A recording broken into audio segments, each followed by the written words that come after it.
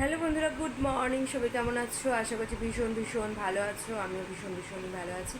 তো আজকে সকাল সকাল উঠে পড়েছি। তো এখন বাজে 7:30। তো সকাল সকাল উঠে দেখো বিছানার ওপর থেকে সমস্ত কিছু নামিয়ে দিয়েছি এই নিচে। আর তোমাদের তানপুচকুও বসে আছে নিচে। আর তোমাদের দাদাভাই ওই ঘরে কী করছে জানি না, হয়তো ব্রেকফাস্টের জন্য কিছু রেডি করছে। আর আমি ভাবলাম আগে বিছানাটা গুছিয়ে নিই, কারণ কয়েকদিন নাগাদ বাড়ি যাচ্ছি, এই বাড়ি ওই বাড়ি করছি, বিছানা চাদর পাল্টে ওটা হচ্ছে না। তো এখন ভাবলাম আগে বিছানা চাদরটা চেঞ্জ করে নিই। তো তাই জন্য সকাল সকাল উঠে আগে বিছানা চাদরটা চেঞ্জ করতে চলে এসেছি। কারণ হচ্ছে কি না, বিছানা চাদর যদি না চেঞ্জ করি না। আর সেদিনকে কী বলো তো, মায়ের বাড়ি যেহেতু ছিলাম, বৃষ্টি পড়েছিল। তো বৃষ্টি পড়েছিল বলে এসে দেখছিলাম যে চাদরের ছিটে ফোটা, মানে জানালা খুলে গেছিলাম। তো দেখছি যে বৃষ্টির ছাপটা এসেছে, ওই দেখো তান আবার ডাকছে। তো সেই জন্য মানে সেইভাবে বিছানাটা গুছিয়ে ওটা হয়নি। আর আজকে রোদ উঠেছে সকাল সকাল। তো ভাবলাম যে আর আজকে তোমাদের দাদাভাই হয়তো বাড়ি থাকবে। তো ওই জন্য ভাবলাম যে চাদর টাদরগুলো কেচে দেবো। মাম্মা ওদিকে যায় না। তো ঘরে প্রচুর কাজ আছে। আগে বিছানা চাদর তুলে নিই, মানে বিছানা চাদরটা পেতে নিই। তো তারপরে অন্যান্য অনেক কাজই তো আছে। আর কি বলবো বলো তো, রান্নাবান্না তো রয়েছে, অনেকদিন বাড়ি ছিলাম। কি মাম্মা, কি হয়েছে? ওদিকে যাবে না কিন্তু। তো চাদরটা আগে পাল্টে নি। কি হলো? কত খুশি, কত খুশি। তো ঠিক আছে, আমি বিছানা চাদর টাদর পেতে নিই, তারপর তোমাদের সাথে কথা বলছি। আর তান কি দুষ্টু করছে কি আর বলবো। তো ঠিক আছে, সঙ্গে থাকো। তো বিছানার চাদর পাল্টে নিয়েছি, বিছানাটা বিছানা হয়ে গেছে। আর দেখছো জানালাও খুলে দিয়েছি। তো চলো তোমাদের দাদাভাই ওই ঘরে কী করছে সেটা তোমাদের দেখিয়ে আনি। তো তোমাদের দাদাভাই দেখো এখানে গরম গরম লুচি ভাজছে। তো ব্রেকফাস্টে আমাদের আজকে এটাই হবে। দেখো, গুড মর্নিং বলো। Good morning. হুম। তো এটা ভাজা হচ্ছে, তানের জন্য রুটি হবে। তো দেখি, এখানে এক গামলি কাপড়ও ভিজিয়ে দিয়েছে। বলছি না আমাদের অনেক কাজ আছে আজকে। তারপর নিয়ে আমি এই ঘরে চলে এসেছি। আমাদের অনেক কাজ আছে, সমস্ত কাজকর্ম করবো। অনেকদিন ঘরে ছিলাম না, তারপর বৃষ্টি বৃষ্টিও হয়েছে। চারিদিকটা যেন সেই অগোছালো হয়ে আছে, সব কিছু গোছাবো, জামা কাপড়গুলো ঢোকাবো। তো অনেক কাজ, তোমরা সঙ্গে থাকবো, তোমাদের নিয়েই সমস্ত কাজকর্ম হতে থাকবে। মামা কিছু বলো তো। Hello, good morning. হ্যালো। হুম, বলো বলো, গুড মর্নিং বলো। অনেকক্ষণ জেগে থাকার পর আমাদের তানপুচকু ফাইনালি ঘুমিয়ে পড়েছে। আর এখন বাজে 11টা। তো ওইদিকে প্রচুর কাজ, মোটামুটি এই ঘরে তার ঘুমাচ্ছে বলে ওই ঘরে গিয়ে রান্নাবান্নাটা বসিয়ে দিয়েছি। তো চলো রান্নাবান্না দেখি কতটা কী হচ্ছে। শাক ভাজি বসিয়ে দিয়েছি, শাক ভাজিটা হয়ে উঠেছে। আর এটা হচ্ছে কলমি শাক আর পাট শাক, পেঁয়াজ দিয়ে শুকনো লঙ্কা আর রসুন দিয়ে ভাজি হচ্ছে। হলুদ তো দিতেই হবে। আর এই যেখানে দেখো ভাতও হয়ে গেছে আমাদের। তো শাক ভাজা নামিয়ে নিয়েছি, ভাত আর শাক ভাজি তো রান্না হয়েই গেছে।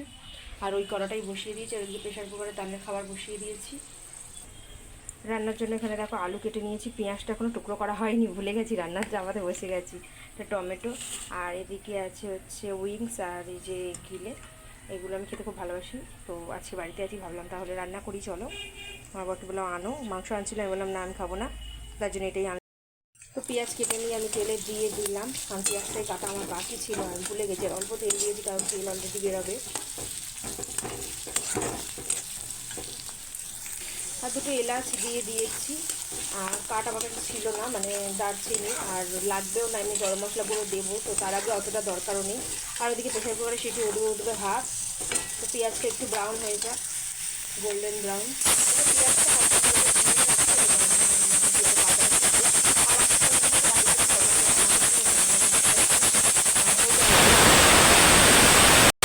ওই বাড়িতে রান্না করলে তো তোমাদের সাথে শেয়ার করি, তো ভাবলাম আজকে তাহলে বাড়ি আসি রান্না করছি, তাহলে শেয়ার করি। আর আজকে একটু চিকেন হচ্ছে না, তোমাদের বললাম যে গিলে, আর এটাকে কী বলে উইংস, এইগুলোই আমাদের আজকে রান্না হবে। তো আমি ভীষণ ভালোবাসি, তার জন্যই তোমাদের দাদাভাই এনেছে, ওর এত পছন্দের নয়। ঠিক ছিল চিকেন আনতে, কিন্তু আমি বললাম না এটাই খাবো। তো কী আর করার, আমি তাহলে বলেছি তাহলে আমি তাই এনেছে। আর ওই বাড়িতে অতটা হয় না, আমার বোন অত ভালোবাসে না, আর মাও অত রিচ খায় না, ওই জন্য অত খুব একটা হয় না, মাঝে মাঝে হয়, খুব কম। ভাবলাম বাড়ি আসলে যেখানে চিকেন তো খাই, এটাই নিয়ে আসি।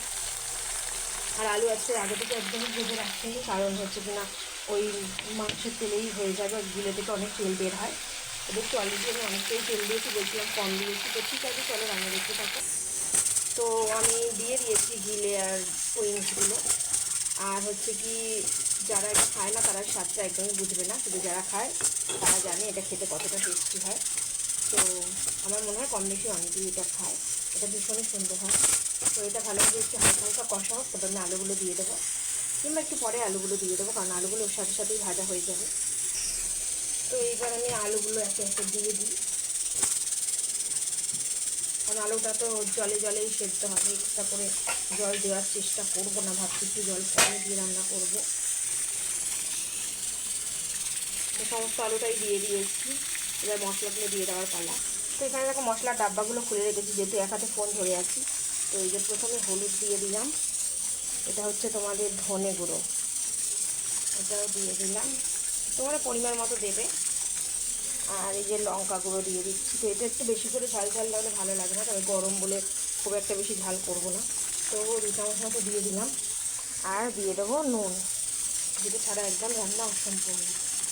তো মোটামুটি এইসব মশলা দিয়েছি।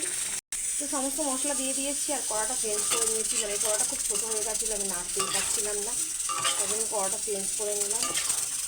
আসলে বুঝতেই পারিনি যে কড়াই ধরবে না, আসলে আলুও ছিল, মাথায় একদমই ছিল না, সেই জন্য কড়াটা চেঞ্জ করে নিলাম।